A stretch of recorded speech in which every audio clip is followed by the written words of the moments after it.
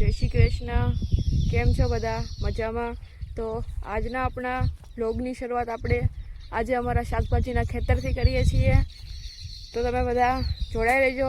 Like and મારી channel તમને ગમે તો લાઈક એન્ડ સબસ્ક્રાઈબ કરવાનું ભૂલતા નહીં. ચલો, આજે આપણે દૂધી ઘણી બધી ઉગી છે, તો હવે આજે દૂધી તોડવાની છે.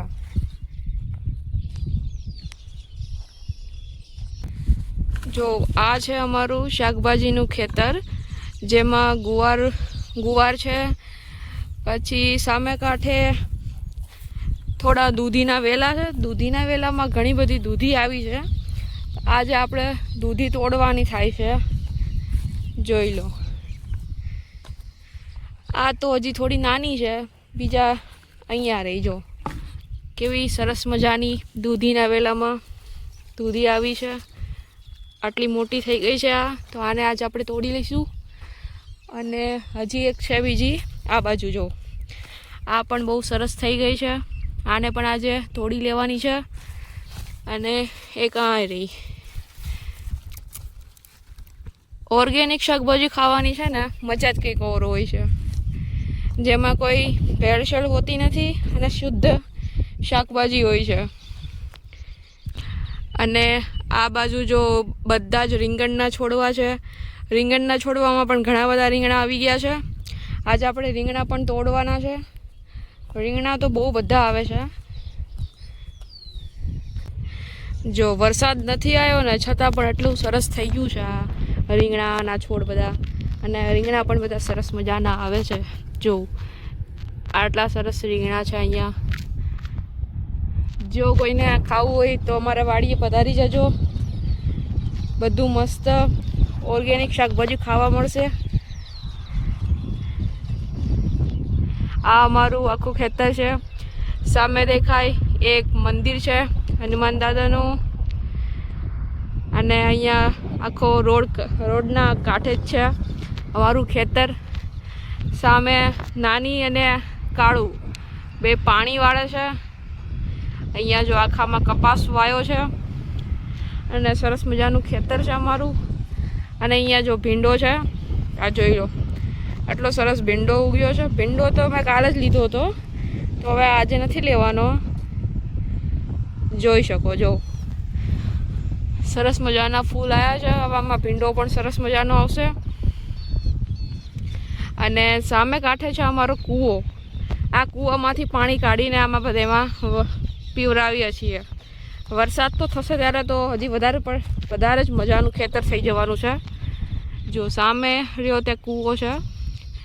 અને આ અમારું આખું ખેતર છે. અને આ રહ્યો તે જાંબુડો છે.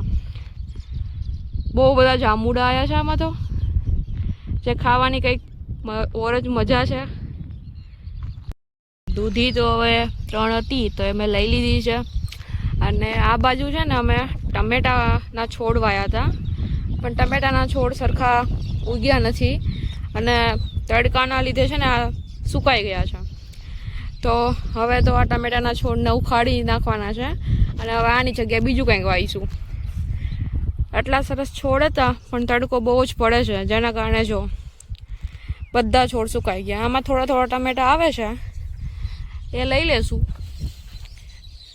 બાકી તો જો ટમેટાના છોડ તો એટલા સરસ હતા ને, પણ શું કરીએ હવે, બધા બળી ગયા. તો જો સરસ મજાના હતા ટમેટા. તો અહીંયા આ બાજુ છે ને ગુવારના છોડે મસ્ત હતા.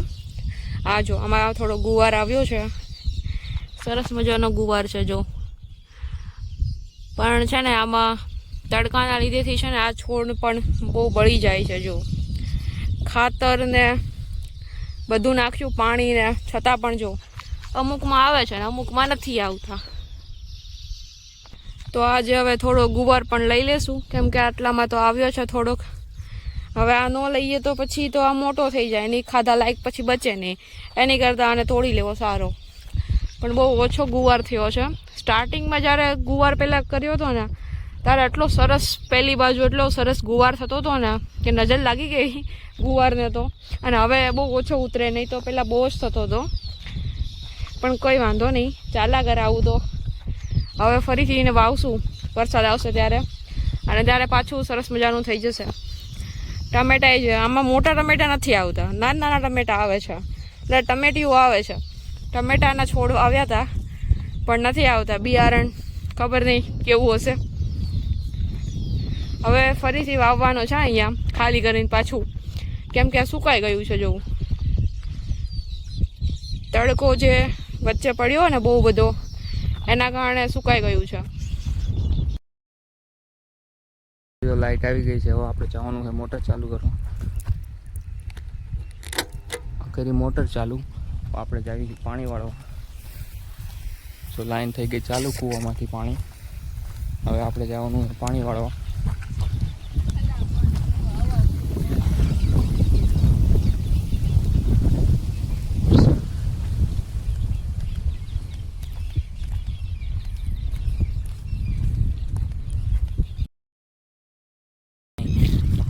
સંપલ આવી ગયું પાણી. હવે મેં જો આપણો પાવડો પડ્યો, પાવડો લઈને આપણે વાળવાનું છે પાણી.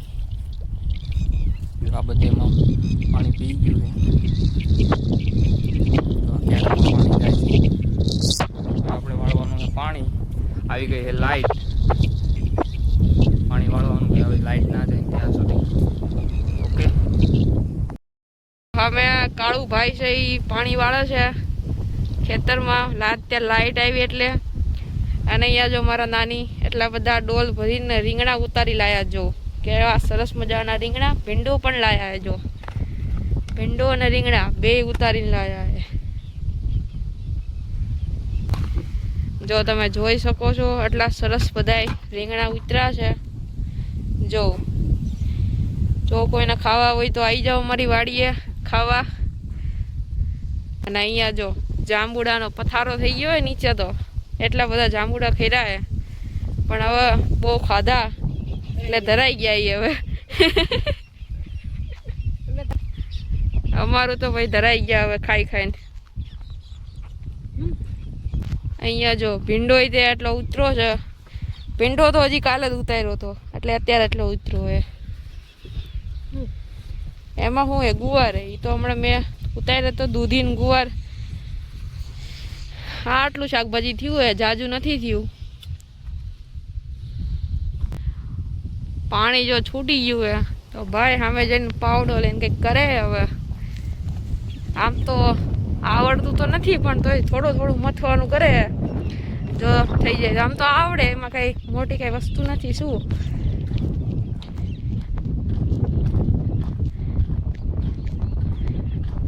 પણ તોય જો શહેરના છોકરા ગામડામાં આવીને પાણી વાળે. જો પાણી કેવું આવે. અમારા માટે તો ભાઈ બહુ નવી વસ્તુ છે આ, કેમ કે આવું તો કોઈ દી કરતા નથી ઘરે. તો અહીંયા આવીને કરવી, પણ તોય મજા આવે ગારામાં રમવાની. કા કાળુભાઈ, શું કરો કાળુભાઈ? બોલો. હાલો પાણી વાળો. લે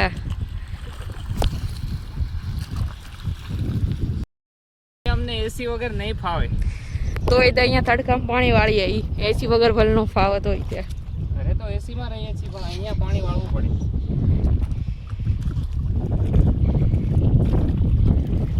ઘરેથી આવ્યા હતા ત્યારે શકલ કેવી હતી, અને 2 દિવસમાં મોઢું જો કેવું થઈ ગયું. પણ એ તો શું ઘડીક વારમાં થઈ જાય પાછા હતું ને એવું ને એવું. ફેસ વોશ કામ ના કરે બેટા. કોઈ ફેસ વોશ કે કોઈ સનસ્ક્રીન કામ ન આવે તડકામાં. આવી જાવ પાણી વાળવા. તો ચડ્ડા પહેરીને રખડતા હોય, પણ ગામડામાં આવીને ચડ્ડા પહેર્યા. પણ ચડ્ડાનો એકચ્યુઅલી છે ને આમ બહુ સારો ઉપયોગ થઈ ગયો પાણી વાળવામાં. ઓલું તો શું પેન્ટ પહેરવું હોય તો પેન્ટને થોડુંક સડાવવું પડે, પણ ચડ્ડામાં તો હું ફાવી ગયું એમ. તો ચડ્ડા બહુ સારી વસ્તુ છે પાણી વાળવા માટે, નહીં? પેન્ટમાં એટલી મજા ન આવે, ચડ્ડામાં મજા આવે પાણી વાળવાની. પાણી જતો રહ્યો. પાણી જો પાણી આવતું જ નથી. શું પાણી વાળે આમાં? થોડું માણ પીધા હતા પાણી, પાછું લાઈટ જતી રહી. તો કાંઈ નહીં, હાલો ઘરે. એકચ્યુઅલીમાં પાણી તો આજ કઈ આવશે નહીં. પાણી તો આવશે પણ લાઈટ નહીં આવે. આ શુક્રવાર છે. જો અડધો પીધો તો લાઈટ જતી રહી. હવે આપણે જતા રહી. હાલો આપણે ઘરે હવે. લાઈટ જતી રહી છે તો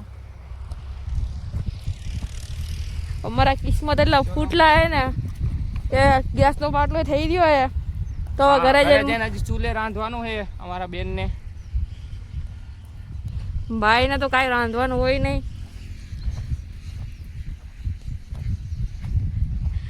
જોઈ લો, કોઈ કહે કે અમદાવાદમાં ભણતા હશે, કોલેજ કરતા હશે, ગામડે આવીને જોઈ લો એકદમ નેચરલ નેચરલ નો કહેવાય ને, ગામડામાં આવીને બેડી બની ગયા. તો ચાલો હવે હું ટમેટા પણ થોડા ઉતારી લઉં અને થોડો ગુવાર દેખાણો છે તો એને પણ થોડું લઈ લઈએ એટલે શું પછી બગડી ન જાય. તો ચલો મળું હવે બીજી નેક્સ્ટ વ્લોગમાં.